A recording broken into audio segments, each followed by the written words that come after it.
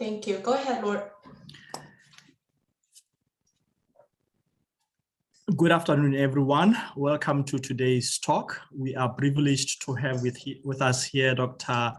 Mpho Pheko. She is coming from the University of Botswana, where she is an associate professor in the Department of Psychology, a department that she's also the department chair of. Dr. Pheko is a mother. She is a scholar. And for us in Botswana, she's also a leader. She is currently serving as a publicity secretary for one of the largest political parties in Botswana, the Botswana Congress Party of the UDC. Dr. Pheko is here with us thanks to the work of my colleague, Dr. Kelly Torres from the EPT program, Educational Psychology and Technology doctoral program, which is one of our online doctoral programs. With us here also, we have our colleague Cindy, who is also instrumental in helping us to bring Dr. Pheko here. Cindy is with, and she's gonna yell at me, she is with the International Service Grant. I probably butchered it even though I wrote it down, but we are extremely excited, and I'm going to hand it over to Dr. Pheko to start.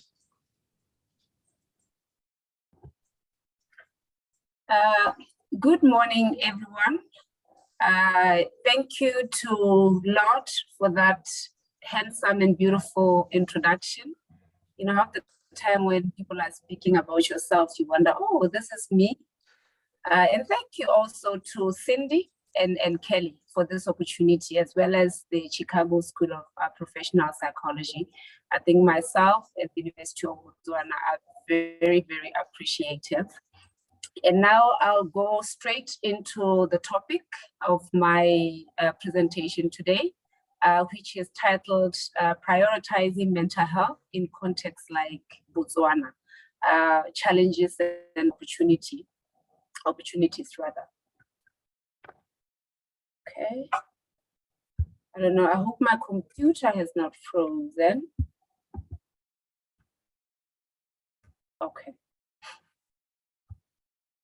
Okay, so I'll start this presentation by reading a quotation from the World Health Organization, which reads, and I quote, "Gross inequality in the health status of people, particularly between developed and developing countries, as well as within countries, is politically, socially, and economically unacceptable, and is therefore of common concern to all countries." You know, when I give a presentation on this topic, I often ask, is it really a common concern to all countries? And these disparities, I believe, and I think we'll all agree that they are different depending on even countries in the developing part of the world. And in our context, the African context, and specifically context like Botswana, 44 years since this declaration, there continue to be huge treatment and mental care inequities. They persist, and statistics shows that, respectively speaking, in developed countries, around 35 to 50% of people in developed countries do not receive any form of treatment, those people who are experiencing mental health challenges. Comparatively speaking, when you look at developing countries like Botswana in similar context, around 76% to 85% of people in those communities and countries, they do not receive any form of treatment when they're experiencing challenges with mental health. And we know that mental ill health constitutes a huge portion of the global burden of disease, whether you're reading the World Health Organization reports or the Lancet group reports. And data do suggest that an estimate of 1 in 7 people who have one or more mental health substance use disorders. So generally, when you look at these statistics and these challenges, it means that in a lifetime, a significant portion of individuals who suffer from mental health disorders or who come into contact with someone with a mental health disorder or who have to care for someone with a mental health disorders will not have access to needed intervention. For me, when I read this research and look at this data, it suggests to me that as psychologists, globally speaking, we need to find ways of working collaboratively to ensure that we give or we facilitate access to care. Because, if we all agree that mental health is as important as physical health, and we see these gaps that have been well documented, there is a need for us to collaborate both at national, continental, as well as global scale. I'm highlighting this because we do know that different countries are resourced differently. Developed parts of the world are well-resourced and better resourced despite these mental health treatment and care gap that are highlighted earlier on. The COVID-19 pandemic, I think for the world at large, it did, or the silver lining actually, in this occurrence, it highlighted to everyone that it is extremely important for the world to look into issues surrounding mental health care provision and treatment. Okay. So, a colleague of mine, the last bullet there, it reads, in such developing contexts, mental health illnesses remain a silent and misunderstood epidemic. And I agree with this colleague. She is from here, but at the time when she was writing or doing this research, she happened to have been working at the University of Botswana as a faculty member there. She has since relocated back in the United States.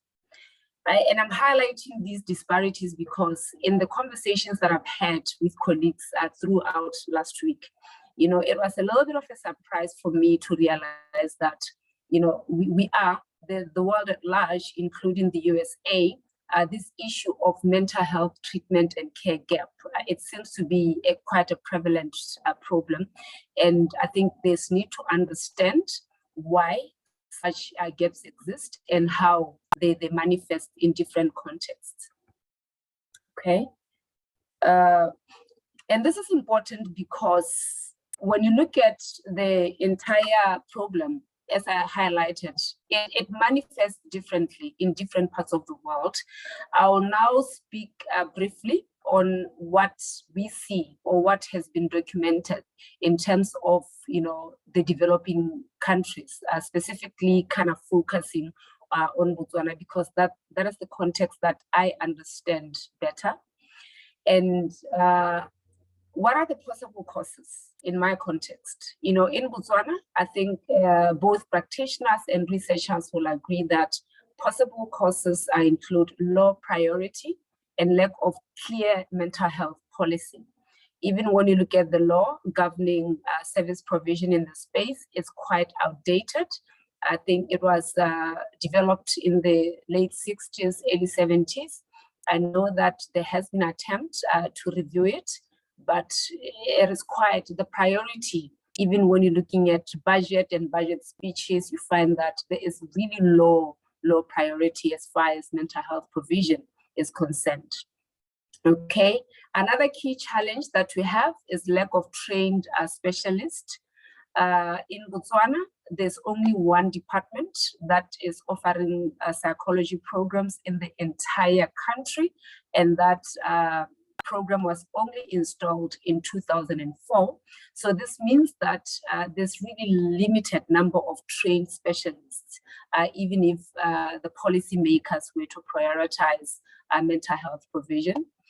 And for those individuals that are suffering from mental health challenges, there is insufficient legal protections. I know that in other countries, some states in the USA and some other countries, there is legal protection because of well-developed policies in terms of what do you do, for example, with individuals who end up being characterized as having a disability associated with mental health disorders. In Botswana, there is really very limited policies to guide this. And one of the big topics of recent has been this idea that we need to work together with traditional mental health service providers. But one of the critical challenge, and I'm speaking here as a scholar, obviously, when you're talking to somebody wearing my shoes, we are going to talk a lot about, evidence-based. We are going to talk about research. We are going to talk about data. That's the nature of our training. So from my perspective, there's also lack of evidence-based and culturally aligned assessment and treatment. And we need to spend quite a lot of time in the space so that we understand each other. Both as the academy, as a practitioner, and those that provide care. And there are also environmental and economic vulnerabilities, looking at, the socioeconomic status, poverty levels, unemployment, and these are normally in our context more pronounced in rural areas.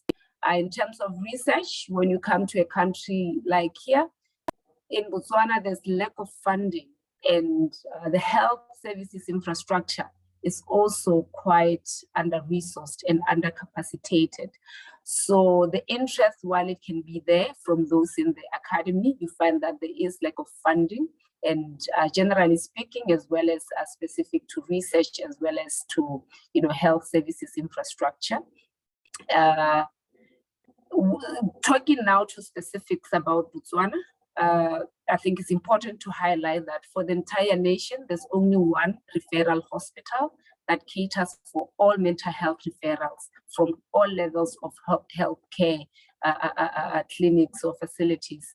For example, even us at the University of Botswana, we do have a training clinic, and we do refer to Lubatse, to Sabrana. They're that only one mental referral hospital. And it is under-resourced. And in terms of what happens between service providers and the hospital, you find that that infrastructure really does not exist.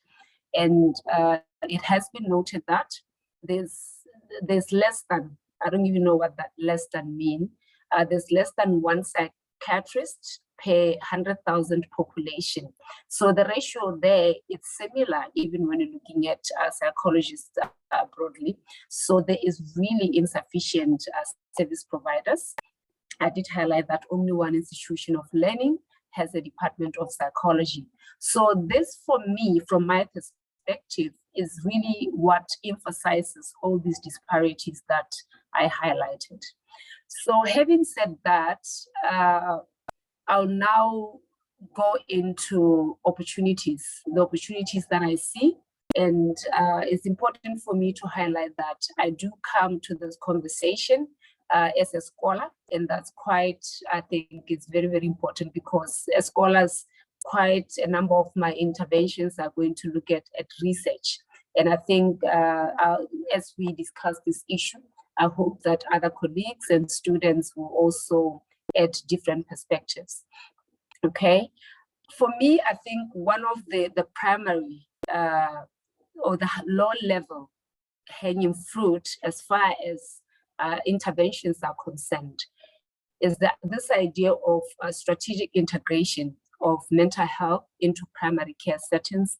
In our context, Botswana, you find that as far as there is infrastructure inadequacies of sort, I can say with confidence that in many villages across the country, we do have clinics. So, the population is able to access these health facilities. So for me, specific to our country, I think this idea of integrating mental health care into primary care settings will work and will kind of allow us as a country, given the and social stigma that has been, that surrounds, mental health care provision, both health seeking as well as, the idea of accepting that your child, your community member may be experiencing mental health care. It is highly stigmatized. I have shared this in other talks that I've had. So I think this integration will go a long way of reducing both self-stigma and social stigma, because if clients and patients are able to go to the same facility that they go to when they have headaches and other common ailments, I think this really will go a long way of minimizing both cultural or social stigma. And given the challenges that I've been highlighting also with a population psychiatrist or population psychologist ratio, I think it will also create a more employment opportunity for mental health care workers.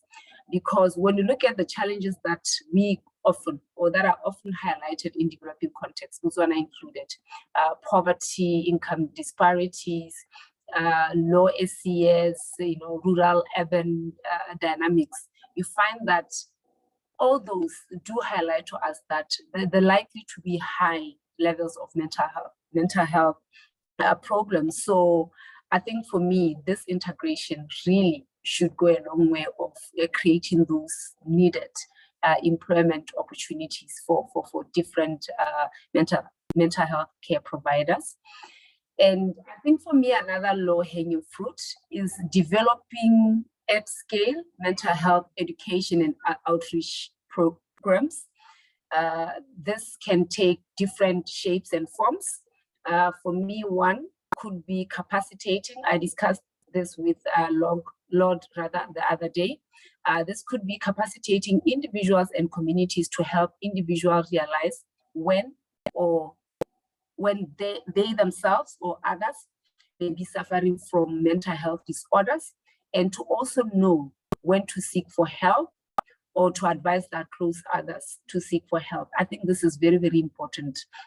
In my context, a lot of mental health challenges, they tend to be associated with things like witchcraft, bad luck. And so I think really this education will also go a long way of really sensitizing others, because, I believe that if people are more informed about the nature, the types, and the different mental health disorders, and how, psychologists, psychiatrists can assist in that regard, they'll be more willing to seek help. I think another opportunity is to develop age-appropriate school-level mental health programs for younger children. I think this will also be instrumental in reducing stigma at a younger age level, because I think quite a number of older people, in terms of stigmatizing and whatnot, those perspectives and perceptions may be more well entrenched. So if we start early with people that are coming before us, I think this will be quite beneficial for the entire population. And another one for me, as well as other colleagues who have worked in the space, I've cited Montero, who has said she was working at the University of Botswana at the time of this publication. She also suggests that training community health workers to be frontline advocates and peer counselors. I think this is quite very important, and it also goes with integrating mental health into primary health care provision. Okay. Other scholars in the space have suggested this idea of adopting the social, cultural, spiritual paradigm as compared to what we know as the biopsychosocial model of mental health. And they highlight the idea of partnering with faith-based and traditional healers in contexts like Botswana. I had this discussion also when I was having a chat with students and colleagues from the school psychology here at the Chicago School. And I think this one for me, it really resonated well with me. But obviously as a scholar, I'll still call for more research so that we really understand the other side, because as far as I'm concerned now, we primarily understand our side, okay? And this research will also entail assessing utility of traditional approaches, basically because we understand psychology, we understand our methods, our practices, but those proponents in this area are saying if people are already finding it more acceptable to talk to traditional healers and faith-based healers, maybe there's something that they're doing differently. So even us as scholars, even in our context, maybe it's important for us to borrow best practices and find ways, acceptable ways, at least in our lens, of integrating these traditional approaches into what we are doing. Okay, and this, for me, as I've been reflecting, I think is quite critical in assisting us to develop culturally informed solutions that capitalize on existing beliefs as well as practices. Yeah. The other one, which is a biggie, I've been mentioning research throughout, but I think it's quite important to see mental health care issues or mental health issues as a global pandemic the way they are. I mean, COVID-19 has really been, for me, one of the key highlighters of mental health and the need to do something in the mental health space, particularly in the low-income and middle-income countries like ours. So we need to develop this capacity.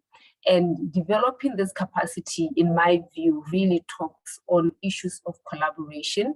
Other countries are ahead of others, and if we are a caring profession, we need to find the need of building bridges between developed nations and underdeveloped nations. And even locally, at a local level, we need to cooperate. We need to find ways of cooperating among multiple stakeholders and professionals, even at a local level, both in informal settings as well as I've been saying, looking at traditional service providers, quote unquote, if you can call them that.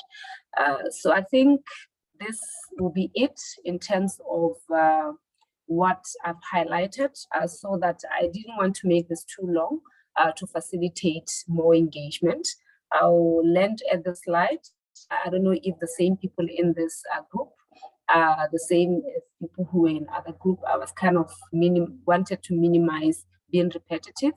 So this is about Botswana. We are located in Southern Africa, a small population, but for me, I argue that everyone matters, whether you are a country of 2 million or 100 million people, everybody matter.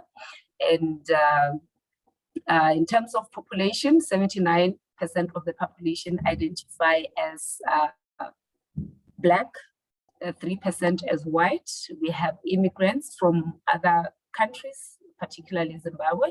And the University of Botswana, which I represent today, is the largest university in the country. So I'll end here and then pause so that we can facilitate questions and answers and engagements. Thank you.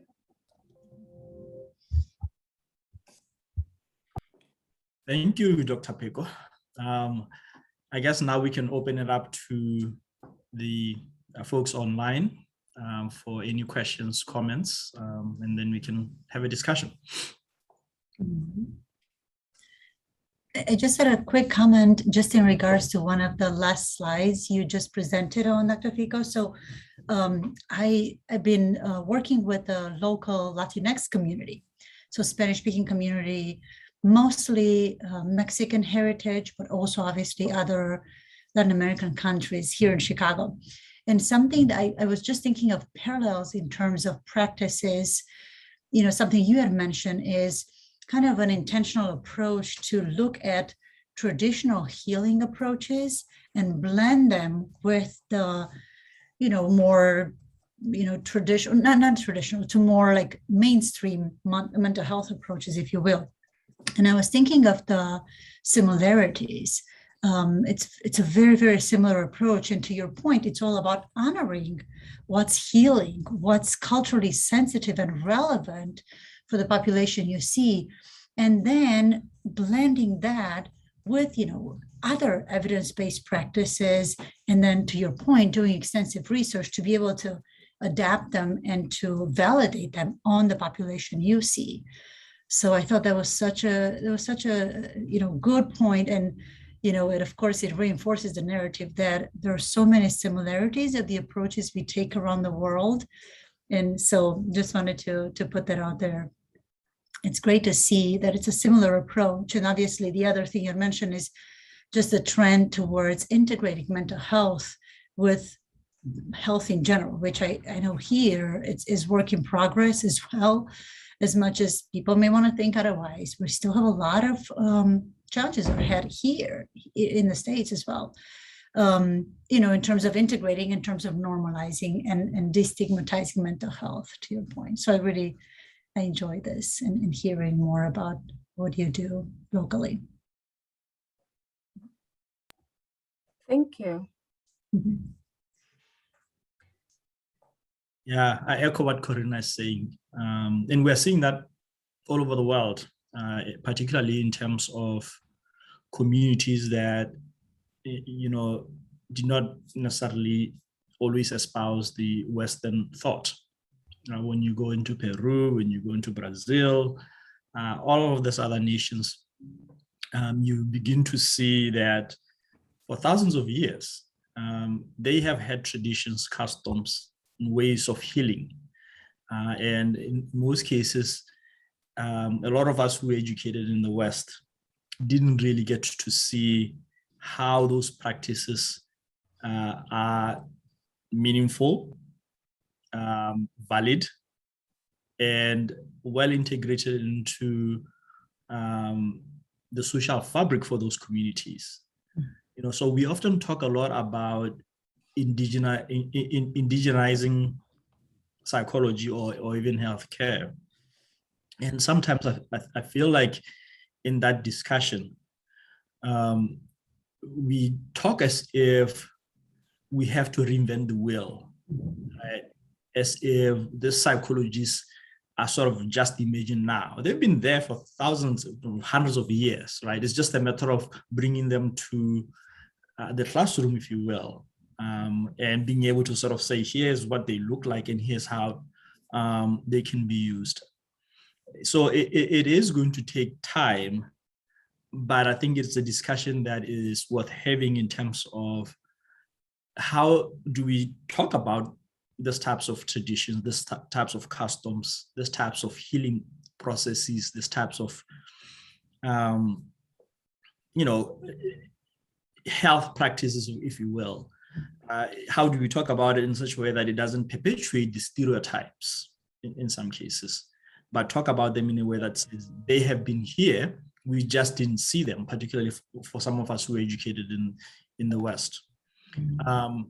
But I also think that as we go into some of these communities to try to work with local professionals, I think we also have to really figure out a way that that work is respectful, that it's not just a matter of going in to collect data, help with validation, but to really see how we also learn from them, and Ms. Kelly would attest. That's one of the things that we try to do each time we travel to South Africa or we try to make connections, even in Botswana, my home country. We try to figure out a way in which we can be able to learn from local professionals such as Dr. Pheko and others who may not necessarily be doctors and professors, right? The ones who are actually doing the work in their own communities. So I know it's a long speech, but I do welcome what Corinna is saying and what Dr. Pheko is saying. I continue to learn, and I think these types of talks really do reinforce the work that we continue to do with obviously the help of people like Cindy, who are always putting us in the right direction as far as making these types of connections. So thank you so much.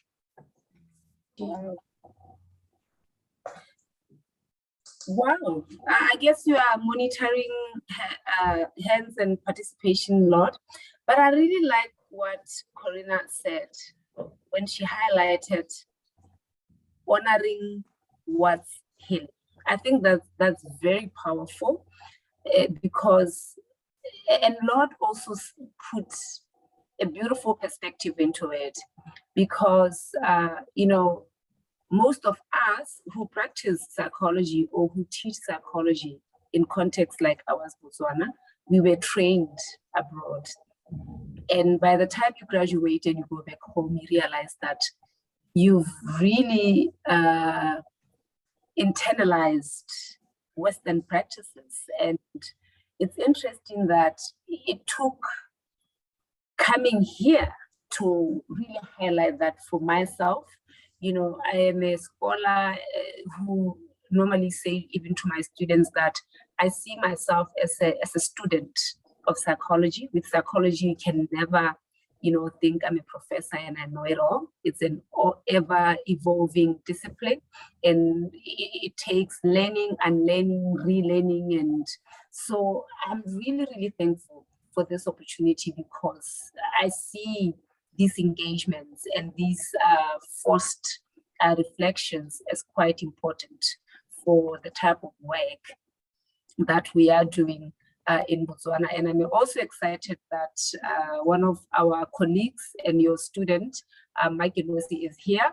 I really hope she's listening and taking extensive notes because she has been also a cornerstone of our program in Botswana. So I see opportunities, and I'm excited because even back home, we are in the process of revising our program. And I think the insights that I have borrowed here are really going to be helpful in that process. So thank you. I like honoring what's hidden.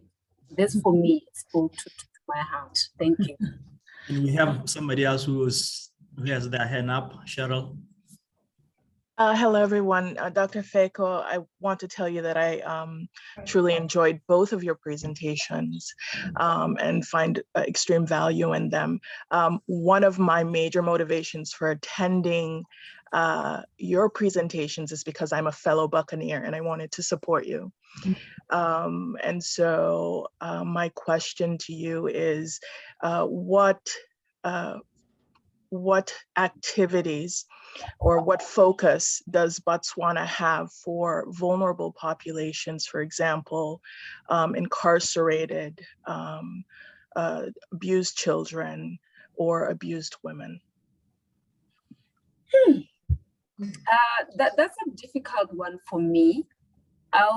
Makinosi is here, and Makinosi, if she has been working in this space, she's a clinical psychologist by our standards and laws. But I'll say that having highlighted the fact that in Botswana, you know, mental health is something that is still very much stigmatized. I know we do have the social workers or social work as a profession is likely more developed as compared to the psychology profession.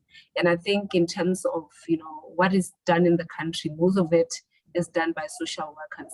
If Mike Inosi does not mind maybe sharing her insights, because she's the one who has been working closely with the clinicians as well as social workers, I'll give her the opportunity to, if you don't mind, Mike Inosi, to share your insights.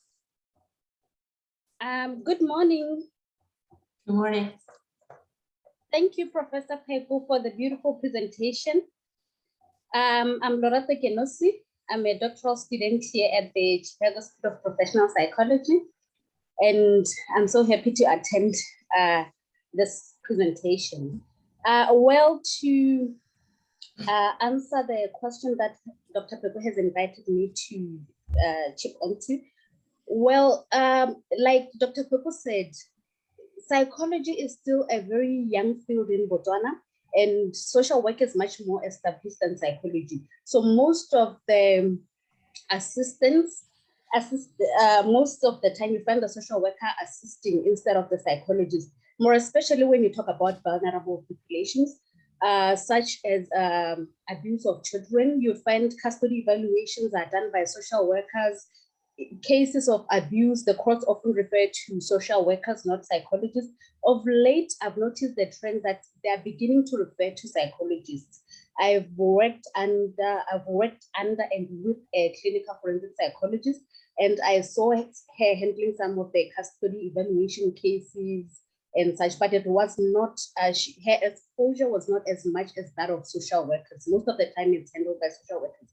And just to add on to what Dr. Pheko has been presenting on, another area that still needs to be worked on in Botswana is to distinguish psychology from other fields and see where to really draw the line. Because most of the work, like I've said, has been done by social workers.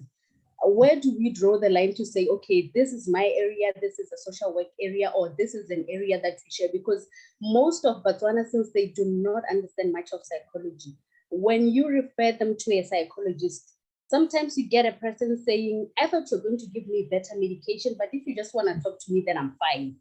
Or you find somebody saying, I'd rather see a social worker because after talking to me, they might make the determination that I need a food hamper, and that goes a long way for me. That's why I'm saying we need to educate Botswana more. We are not at a point where we, as psychologists, we should be sitting in our offices and waiting for clients. We are at a point where we should, as psychologists, be out there educating people about psychology, differentiating it from all the other disciplines, and advocating for people. Policies, in terms of policies, were still way lagging behind. So it's at this point that we should be out there, not in our offices as yet. It's only at a time when they understand mental health better, that's when we can wait for them in our offices. That's my 2-cent opinion. May I add to that, please? I have training in the justice system, and I've seen an approach taken where for incarcerated people, they create teams. The justice system creates teams of interdisciplinary professionals in order to address the problem at hand. So my question is does Botswana practice that type of interdisciplinary referral system or collaborative type of case management? And perhaps that can be a point of integration. Okay, I think maybe given what Mark, she just shared, it's interesting that, we are talking collaboration, but as the Department of Psychology or as psychologists in the country, because we are still trying to find a footing, we also see the need for the population to understand what we do. And in Botswana, I'll get back to your question, Sharon. In Botswana, you find that psychology as a profession, it's a legally protected field, and being a psychologist is something that is protected by the law. So I'm saying this to highlight the challenges or the conflicting perspective on the issue of collaboration versus differentiation versus working together versus finding efficacy of different practitioners. But to your question, in terms of whether the nation uses interdisciplinary approaches in dealing with vulnerable population, to be very honest, I think the helping profession in my country, given the challenges that I've highlighted, the psychologist versus population ratio, the psychiatrist population ratio, as well as even the social workers population ratio. While the ideal could be there, the reality is that, on paper or in terms of thinking about best practices, these things are there, but practically speaking, it is quite difficult for such best practices to be to be practiced. I'll give you an example of the Botswana Police Service, and maybe possibly deal with a case of, rape or gender-based violence. A lot of people in our population will tell you that, and that is quite, I'm highlighting this because it's a prevalent problem in the country. And as psychologists, we do recognize the need to look at root causes of, such a prevalent, one of the top socioeconomic challenges facing the country. Why do people abuse, their partners? And even worse, why do they end up murdering their partners in what the nation has come to call passion killing? When you take somebody, a victim of such, and you go to a Botswana police service to seek help, you find that the police officers, they are undercapacitated. They don't know best practices in terms of handling, such cases. So while it's ideal for us to see that integration, the reality is that because of the under-resourcing that I've highlighted, and it becomes very difficult for that best practice, for us to see that best practice.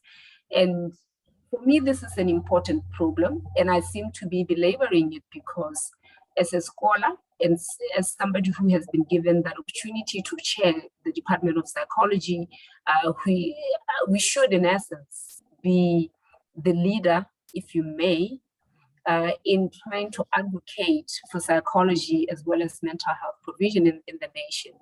But I'm highlighting this problem so that hopefully colleagues here, as well as students, when you are considering your research, whether at master's level or PhD level, you can begin to see, the opportunities in a country like ours. So that's why I'm highlighting this.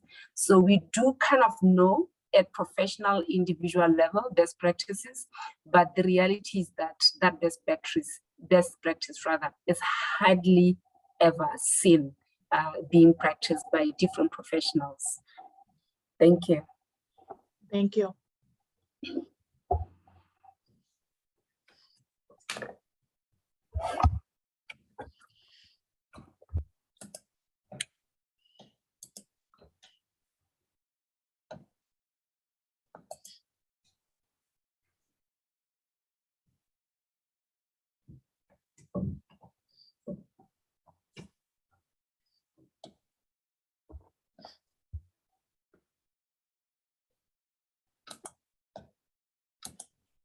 Okay.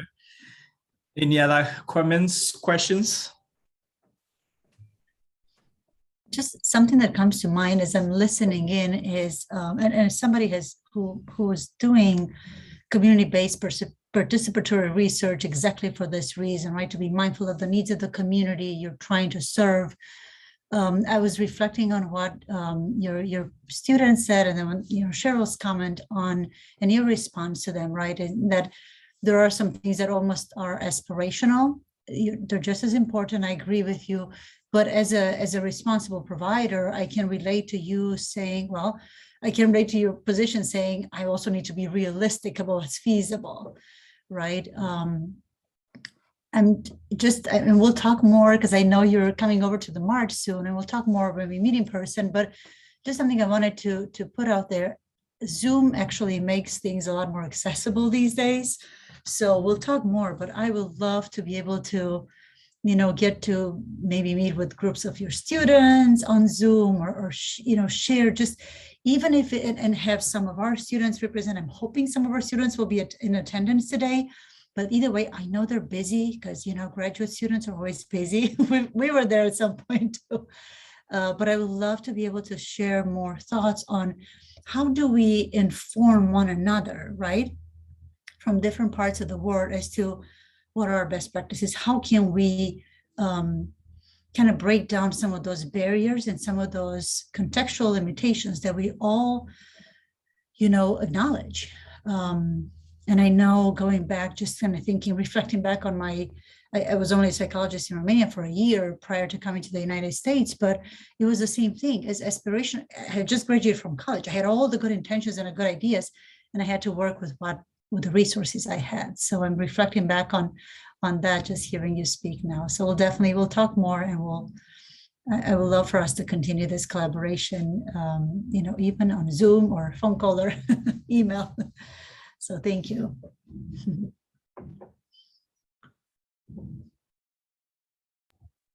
Thank you so much for that invitation. I think for me, it speaks volumes. It's something that I'm hoping to build those bridges. So I'm very excited about seeing you this afternoon, as well as the opportunity that you are availing in terms of collaborating both with, our department as well as experience that side. So thank you for that. Of course, thank you. We're excited to have you over. Just want to make another comment, maybe not directly related to today's topic, but definitely about international exchange. Karina brings up a very good point. That's why we have all these events and also send our students out for study abroad and travel abroad programs. And also faculty like Dr. Torres and Dr. Gady, and we also have faculty travel overseas for their grant project. We constantly, educate might be a word, but we want to share an idea with our faculty and the students that when we go out to another community in another international context, we need to be very mindful not to preach the westernized ideas and thought to the local community that we're visiting. We try to be a partner with. We try to learn as well. And I'm pretty sure Dr. Pheko past week, when you visit our Chicago campus, collaborate and coordinate with the local, on-ground faculty, staff, and students, you will notice already that we have maybe completely different approach to different programs, to different issues. And our students found out that as well when they visit Japan, even very well developed country, Switzerland, Germany, in different psychology field, forensic clinical psyche, they found out, they're very surprised that they found out that our colleagues, professional colleagues in those countries have a different approach to different issues.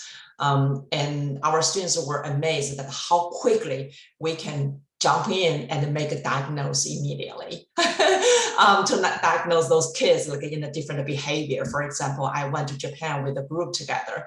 And when the teachers in the daycare really gave a different opinion, and the students from psychology department from the university in Japan give a little bit different approach as well. So it's amazing that we learn from each other.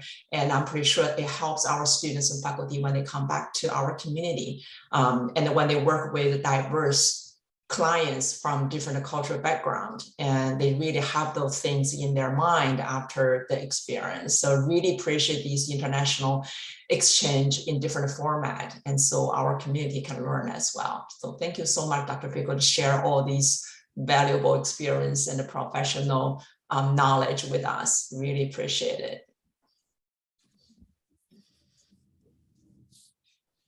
Yeah, that's great. And to Cindy's point, if we're not keeping an international perspective, we're not going to do our job right. I feel very strongly about that. I attended Psychology Day at the UN just a few weeks ago, maybe 3 weeks ago now. And it was just an amazing group of people from all over the world. And yet, we had common, points of view, and then we had discrepant points of view, and that was fine. We're a community of learners, to your point, Dr. Pheko. If we're thinking we're done learning, we will do ourselves and our students a huge disservice. So having an international lens, I think, is key, no matter where you are in our field. So yeah, no doubt.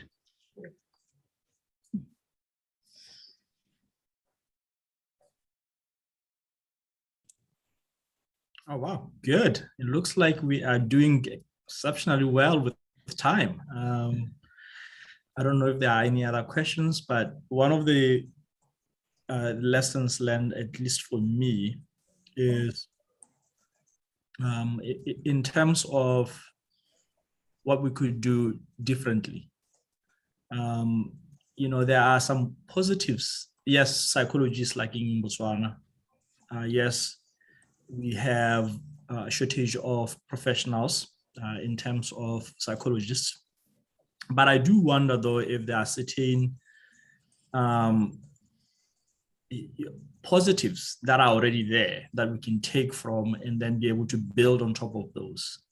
And where we start, in terms of building on top of the pre-existing areas of strengths. I was trying to imagine when it comes to things like dealing with challenging behaviors with children, whether in the classroom or at home. There are traditional ways of dealing with that, right? Some of them are effective, some of them are ineffective. So, or when somebody's complaining about depression, I'm using the word depression in a generalized way, but if somebody's going through some mental challenges, whether it be from whatever it may be, depression as an easy example, what people typically would say to that individual, because they would say, coming from their own cultural or customs, their response, how do we begin to change, that type of perspective? Because I can give you an example that typically people would say, I'm too hungry to be thinking about depression, right? There's other pressing issues for me. I have to put food on the table, or I gotta go find work. So depression is just not one of those things that I can, give time to. Or if a child is seen to be misbehaving, and typically then they would say, spare the rod and spoil the child, instead of maybe finding a different way of providing help for that child. So where do we find the balance in terms of saying, well, here are some cultural practices that we could learn from, and here are some cultural practices that we should forget because they are definitely not helpful. So I guess that's something that we also have to bear in mind as we learn from Dr. Pheko's presentation, and for Dr. Pheko and her colleagues in Botswana to think about areas where our culture is also an impediment to change, or provides barriers to change. And it's not just in Botswana. When I teach international psychology students, and we often talk about what's happening in other countries, an example being for several years, there were a lot of issues in India of sexual abuse and rape, and how some of those issues were handled. And I saw some similarities with what we would see in Botswana as well, where if a woman goes to report issues of sexual abuse or rape, sometimes they would, be asked whether they have talked to family first. Shouldn't this be handled in the family? Or in some cases, the women become sort of the primary, instead of being seen as a survivor or as a victim, they feel more like they are being interrogated. And some of that sometimes is hidden behind culture. So my hope is that we can begin to figure out ways in which we can put culture aside when it needs to be put aside, to be able to say, here's what works. But thank you so much for this. Yeah, thank you so much, Lord, for opening that. I see we're already at the top of the hour, but I think that's the essence of what both yourself, I guess myself and Corina have been saying, to say there is need for us as psychologists globally. And I'll continue to highlight and emphasize that I call myself a psychologist because of the training I received outside my country. And, there's need for us to really find efficacy of different cultural practices. Some of them are highly controversial. We have to accept that. And what spoke to me a couple of days ago was this idea when you are mentioning the issue of family dynamics in health, for example, looking at marital issues.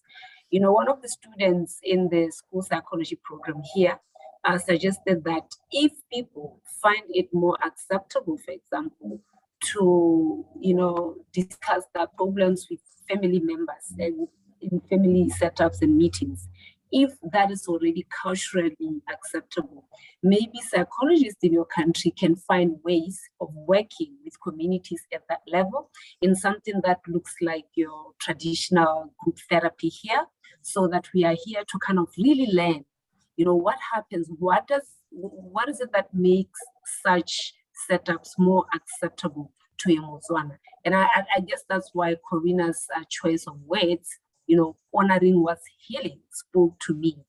Because, when you come from my background, which is very American in terms of training, you, for lack of a better word, for the 7-6 years that you spend, or even longer, being trained as a psychologist, you don't recognize the indoctrination. So the fact of the matter is, most of my earlier work as a younger practitioner as well as scholar was more of trying to also indoctrinate others, but these conversations, they've really opened my eyes in terms of how do we, to keep on abusing and overusing this phrase, how do we honor what's healing for different people, for Botswana, for different populations? And I hope for a collaborative global research that is really going to look into this issue so that we can add value and contribute to the broader psychology. I often argue to my students that if psychology is about human behavior, understanding human behavior and designing interventions that speak to human behavior, we need to have a better perspective of what human behavior is. And we need to accept also that what we know about human behavior from the psychological literature comes from the Western, both America and Europe. And we cannot, the journey for real understanding of human behavior is still at preliminary stage, given what, given the type of research that we've been exposed to. We are not saying it to criticize, but I think we need to accept that reality and the need to validate, to norm, to speak to each other, and so that we can sincerely really understand human behavior as psychologists globally. Thank you. Well said. Thank you. I think we are at top of the hour now, Cindy.